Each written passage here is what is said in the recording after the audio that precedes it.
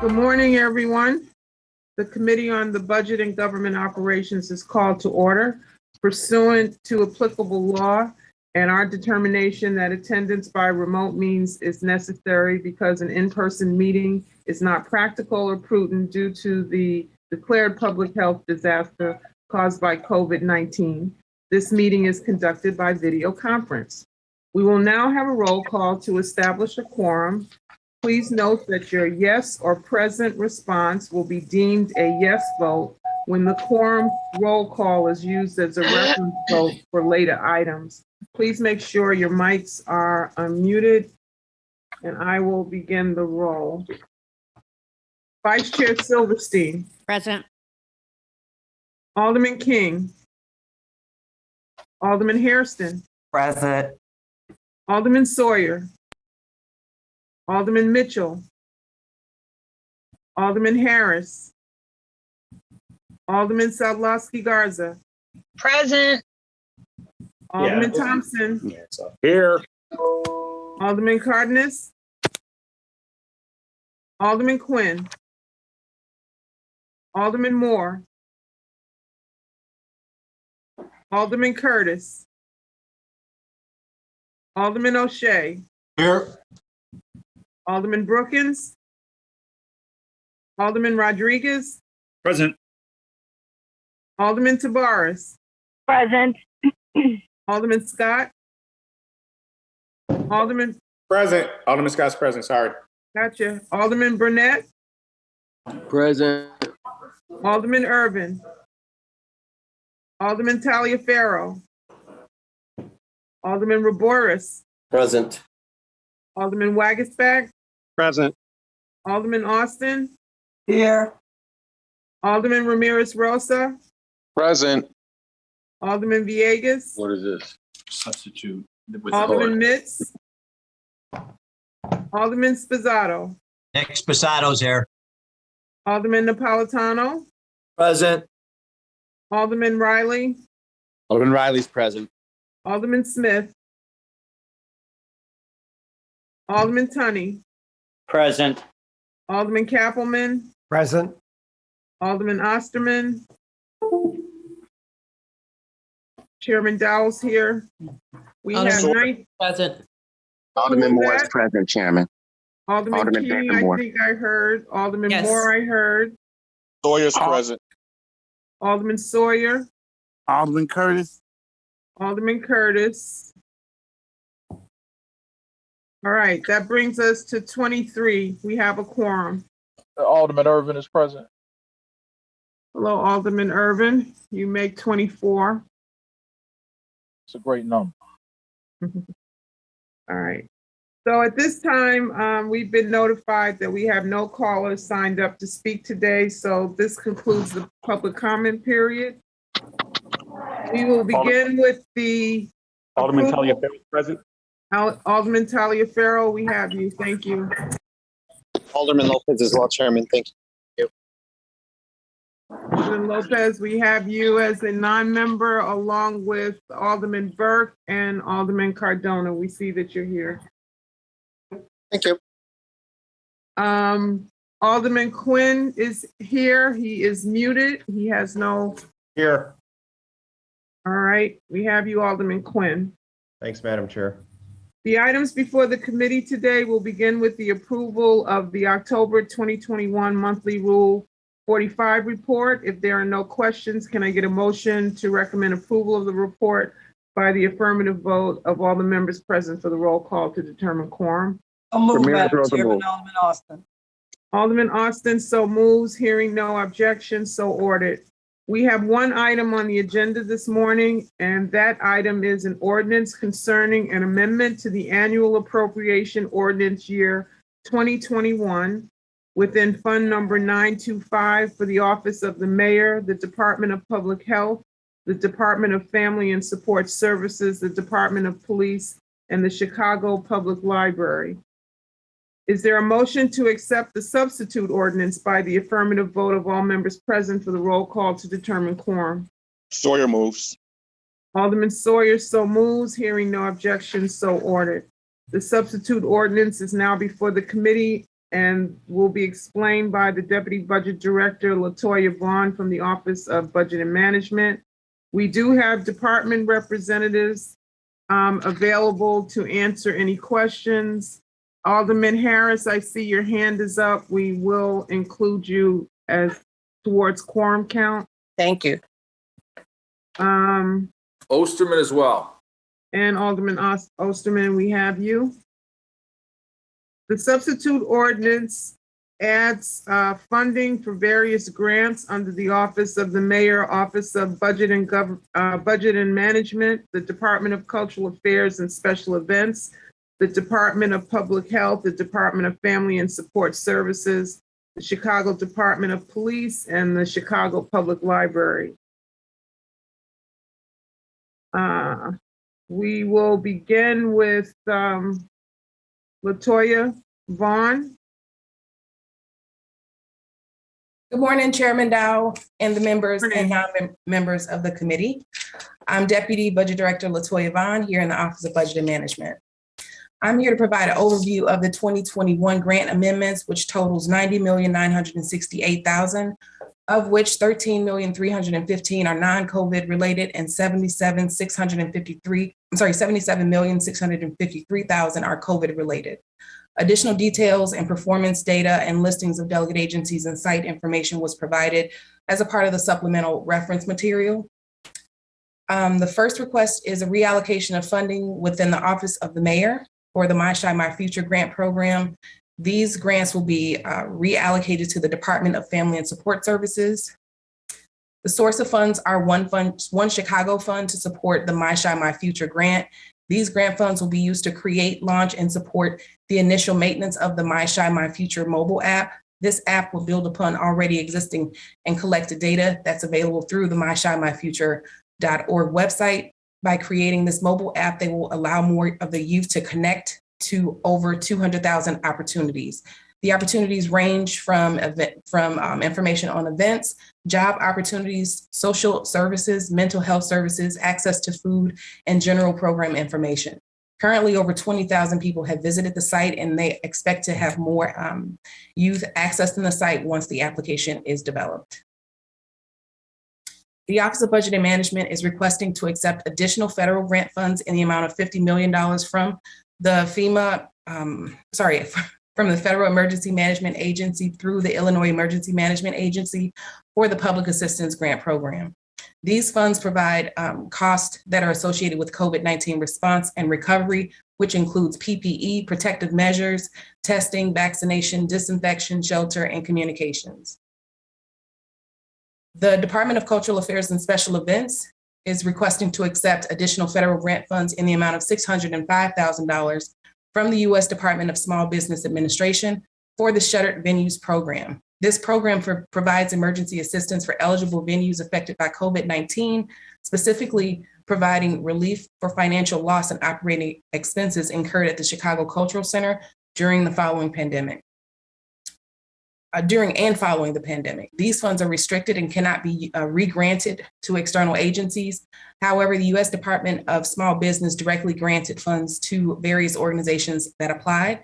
These grant funds can be used for investments at the Chicago Cultural Center, specifically for investments in the exhibits at the Cultural Center to improve visitor experience for the public, as well as infrastructure improvements for the Claudia Cassidy Theater, which is located within the Cultural Center.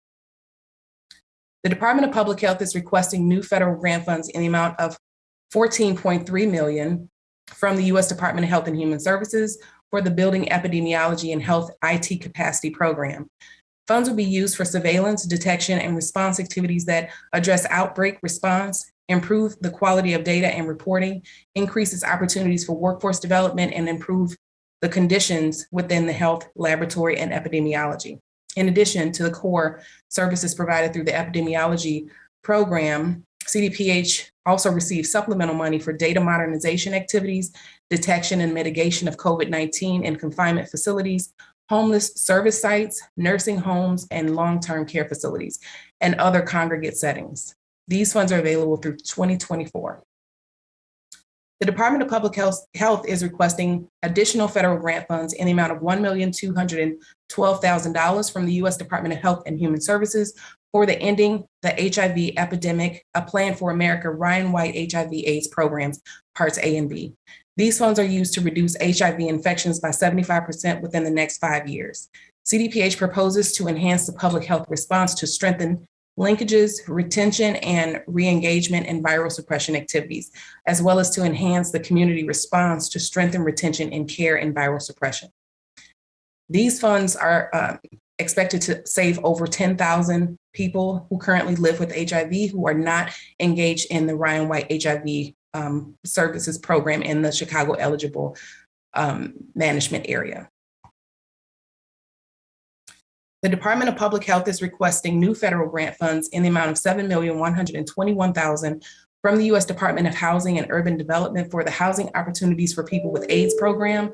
Funds will be used to provide housing assistance and related supportive services for low-income persons living with HIV and their families. Over 15,000 clients and their families are served with these funds. The Department of Public Health is requesting new federal grant funds in the amount of $3,209,000 from the U.S. Department of Health and Human Services for the integrated HIV programs to support ending the HIV epidemic. Funds will be used to support community responsive screening and wraparound services, as well as behavioral surveillance among persons at high risk of HIV infection. Surveillance is conducted in rotating and annual cycles in 3 different populations, which are men having sex with men, women, and Black and gay and bisexual individuals at increased risk of HIV. The Department of Public Health is requesting additional federal grant funds in the amount of $95,000 from the U.S. Department of Health and Human Services through the Illinois Department of Public Health to support the Maternal and Child Health Block Grant Program. This program supports 3 major functions, which include funding for the Chicago Family Connects program, which supports families following the birth of their baby, the Chicago Healthy Adolescents and Teens program, which provides adolescent sexual health programming and comprehensive sexual health education to all public high school students at Chicago Public Schools. It also supports the oral health programming portion, which is focused on providing dental care and education focused on oral health for pregnant people and infants. The Department of Public Health is requesting new state funds in the amount of $173,000 from the Illinois Environmental Protection Agency for the Solid Waste Management Program.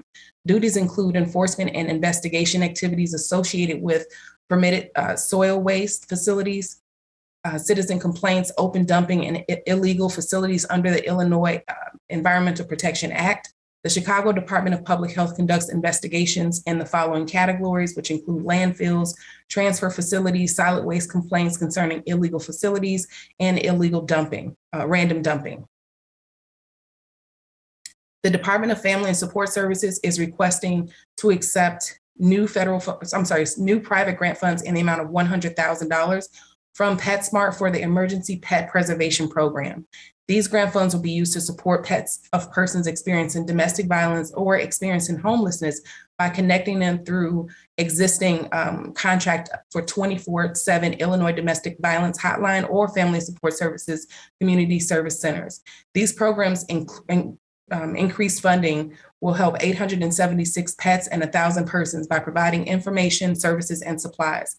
The program also provides low-income persons and domestic violence victims with help to pay for pet food and equipment from PetSmart stores in the form of $25 gift cards. The Department of Family and Support Services is requesting additional state grant funds in the amount of $20,000 from the Illinois Department on Aging for the Foster Grandparents Program. Funding provides support to persons 55 years of age or older in volunteer services to meet critical community needs through schools, not-for-profits, and child learning centers. These projects allow seniors to be tutors and mentors to young people who are at risk and have special needs. The Department of Family and Support Services is requesting to accept new federal grant funds, which are COVID-related, in the amount of $11,733,000 from the U.S. Department of Health and Human Services for the Early Head Start Expansion Child Care Partnership Program. These are ARP, COVID, and CARES Act funding. Funding provides supplemental support for all of the funded delegate agencies. All funding must be used in accordance with guidance provided through the Office of Head Start in support of COVID-19 activities and services. Delegates can use CARES Act funds to purchase personal protective equipment, and other examples of allowed purchases include mental health services and support, technology purchases to support staff, families, and working remotely, and working and learning remotely. American Rescue Plan funding can be used to support staff wellness plans, trauma-enforced services, recruitment and enrollment of eligible children, ventilation equipment to ensure safe classrooms and facility environments, outdoor learning and play spaces, as well as cleaning supplies and services. The Department of Family and Support Services is requesting to accept additional state grant funds in the amount of $26,000 from the Illinois Department on Aging for the Long-Term Care Ombudsman Provider Fund. Funding provides services to long-term care residents in the form of case management services, support services to individuals in need, as well as support for complaint investigations, consultations, community education, and systems advocacy. These funds support the physicians, investigators, and community outreach for people in the long-term care facility. DFSS's program supports 154 residential communities. The Department of Family and Support Services is also requesting authorization to enter into a contract with the Illinois Criminal Justice Information Authority to utilize InfoNet services. That contract would be in the amount of $50,000 annually. The Department of Police is requesting additional federal grant funds in the amount of $5,000 from the U.S. Department of Transportation passed through the Illinois Department of Transportation for the Injury Prevention, Pedestrian and Bicycle Safety Program. These funds are used to conduct campaigns on an overtime basis, which is aimed at increasing pedestrian and bicycle safety, including the enforcement of crosswalk and speeding regulations. The Department of Police is requesting to accept new federal grant funds in the amount of $97,000 from the U.S. Department of Homeland Security for the Port Security Program. The Port Security Grant Program provides funding that will help to protect the maritime transportation infrastructure against the acts of terrorism. The $97,000 specifically will be used to implement a maritime anti-terrorism program that will develop plans and guidelines, purchase equipment, and train operators of small unmanned aircraft systems. The Department of Police is requesting to accept new federal pass-through grant funds in the amount of $1,255,000 from the U.S. Department of Transportation through the Illinois Department of Transportation to support the Sustained Traffic Enforcement Program. Funds are used to support distracted driving missions, including activities on DuSable Lakeshore Drive, and occupant protection and impaired driving campaigns. Activities are conducted on an overtime basis across the city during various holidays and special events, including Memorial Day and Super Bowl. In the year in which crash data has demonstrated a spike in traffic-related injuries and fatalities. Campaign locations are selected based on various crash data. Since the inception of the program by IDOT's Traffic Safety Grant Program, traffic crashes and fatalities have decreased by over 50%. In the past 10 years, CPD uses the local alcohol program funds to conduct DUI saturation patrols and roadside safety checks on an overtime basis to enforce impaired driving and occupant safety regulations. The Chicago Public Library is requesting to accept new state funds in the amount of $2,000 from the Illinois State Library to support the Assistive Resource Advisory and Outreach Center. This grant aids in the return of the National Library Services for the Blind and Print Disabled Services to Harold Washington Library Center, formerly known as the Talking Book Center. This is a free Braille and talking book library service for people with temporary or permanent low vision, blindness, or physical or perpetual disability that prevents them from reading or holding the printed page, and includes individuals with reading disabilities. CPL offers books in Braille or audio mailed to the doors of the individuals for free or instantly downloadable. The grant funds will be used to cover the cost of a duplication system for downloading and duplicating digital books for patrons. The Chicago Public Library is requesting to accept new state ARP funding from the Illinois State Library for the On the Road to Recovery Transforming Library Spaces program in the amount of $1,015,000. Funds will be used to enhance safety protocols in all 81 branches by covering the cost of additional barriers and shields, movable walls or dividers, charging stations, study carriers, air purifiers, and easily cleaned furniture, which will support a clean, safe, and space for patrons. That concludes the ordinance amendments totaling $90,968,000, and we are available for any questions.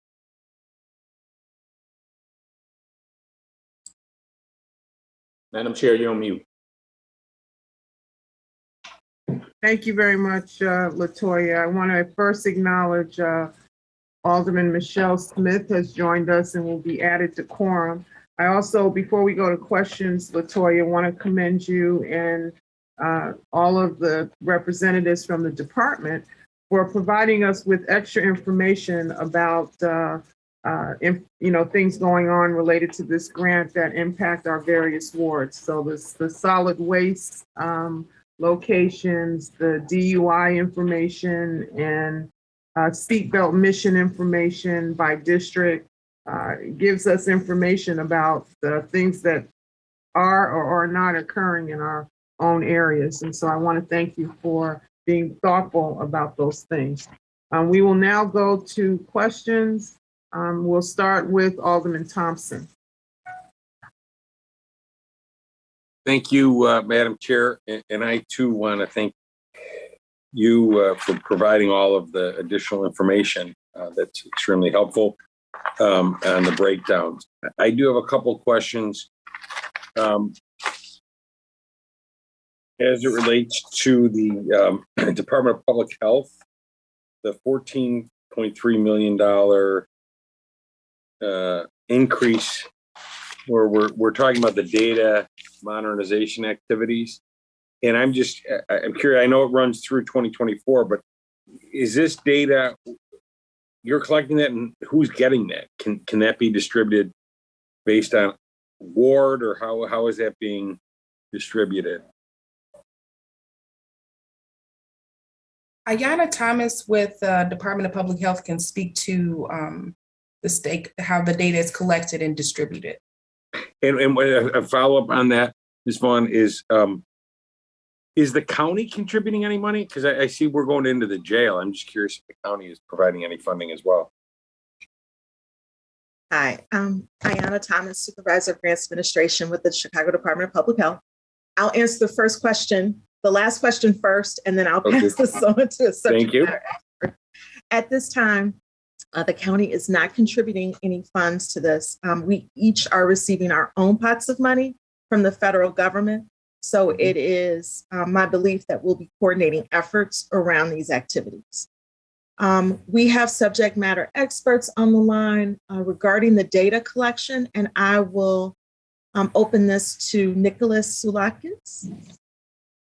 Is he on? Ayanna, if it'd be helpful, I can give a high level and then have Nicholas kind of give some of the details. Okay. So thank you, Alderman, for the question. If I understood your question. Can you identify yourself, Ms. Anderson? I apologize, Chairwoman. My name is Tina Anderson. I'm the Deputy Commissioner for COVID Response at CDPH.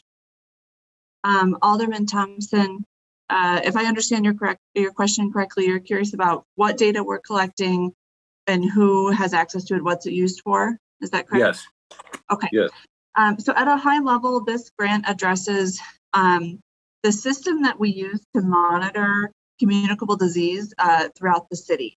So for COVID, it's the testing results. It could be different for other communicable diseases and public health's involvement in that. As you know, one of the things that happened in the pandemic was our data systems were quite outdated to handle the millions of records that were coming in from tests every day. And so there's been a lot of federal support to modernize our data systems, leverage different technologies that make our epidemiologist calculations more efficient. So that's at a high level what we're focusing this grant on. It's not data that's really meant to be disseminated. It's data that's meant to be analyzed internally and then used for public health response. An example of how we've shared this data publicly for COVID is our COVID dashboard. So it's all the calculations and processes that let you know the COVID cases in your zip codes and the vaccinations and things like that. Okay, and one of the other things that is pertinent is I know Dr. Arwady was talking about Friday being an awareness. I'm wondering if we're tracking these cases of COVID, whether or not the people are vaccinated who are getting COVID now? And do we track it? And does that go on the dashboard? That's a great question, Alderman. We do absolutely track that information. I can tell you at a high level, more than 99% of the people who are getting COVID now have not previously been vaccinated. So if you look at Chicagoans who are fully vaccinated, 99% of, sorry, I said that backwards. 99% of Chicagoans who are fully vaccinated have not contracted COVID after they've been vaccinated. Of the individuals who are contracting COVID, we have a breakdown.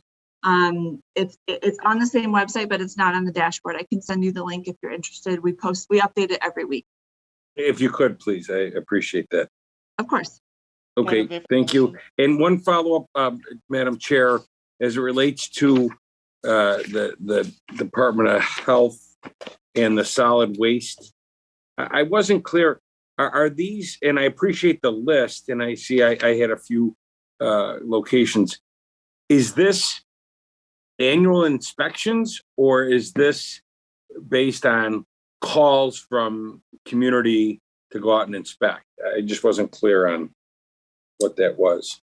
How did we go about inspecting these locations? Are you talking about there's two lists, Alderman Thompson. One is the list of locations and the other one is citations by address. Is that the list you're? Yes, Chair. The first part of that list that's dealing with the solid waste locations. Right. It was just a question whether, because I don't know if it's IEPA. We don't really have a Department of Environment anymore. So I didn't know if Health goes out and does annual inspections, or is this based on calls of service? Ayanna Thomas again from the Department of Public Health. So for solid waste, it's a combination of the two. We are both issuing citations as a result of annual inspections, regular inspections, and also the result of complaints. So that may also produce either a second visit to a site or a visit to a site that wasn't on our list initially. Okay, and the final clarification on that, and I'm done, Chair, is the list you provided, the solid waste locations, are those all of the solid waste locations in the city? Yes, they are. Okay. Thank you, Chair. Thank you all for your thoroughness. Thanks.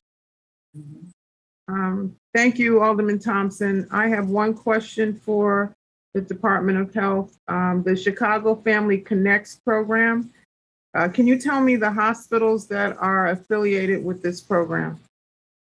Hi, Alderman Ayanna Thomas, Chicago Department of Public Health. I'm going to pull in a subject matter expert, Jessica Wilkerson, who's from our MICA Bureau, who'll be able to speak to Chicago Family Connects. Good morning, everyone. I'm Jessica Wilkerson in the Maternal, Infant, Child, and Adolescent Health Bureau, and I work with the Family Connects program. And the 4 hospitals that we currently work with are Mount Sinai, Rush University, Humboldt Park Health, and U Chicago Medicine. And how many families or women are you following currently? So right now, we receive a birth list of all the families that deliver at those hospitals. After this meeting, I can get you that exact number of families that we've served in the last calendar year. Any highlights you can point to, anything positive, what's coming out? I think this is a great program. I just want to know what you would brag about. Yes, definitely. What I would brag about, I think we've had a real opportunity to be connecting birthing people after they have delivered and who are not vaccinated. We've had a real opportunity to connect them to COVID vaccines, whether that be the in-home portion of our work or just getting them connected. We've had an opportunity during this pandemic for families who have needed support to connect them to services. We've also created opportunities with our community partners to provide tangible items for our families that we identified through the data that we're collecting. So we are currently able to provide them diapers, safe sleep spaces, including pack and plays or portable cribs, car seats, strollers. And so we've been able to get families connected and provide them those tangible items within a few days of identifying their needs. Okay, well, thank you so much, Ms. Wilkerson, for the question, the answers. Seeing that there are no more questions from my colleagues, is there a motion to recommend approval of item number 1 by the affirmative vote of all the members present for the roll call to determine quorum? Rodriguez, so Madam moves. Chair.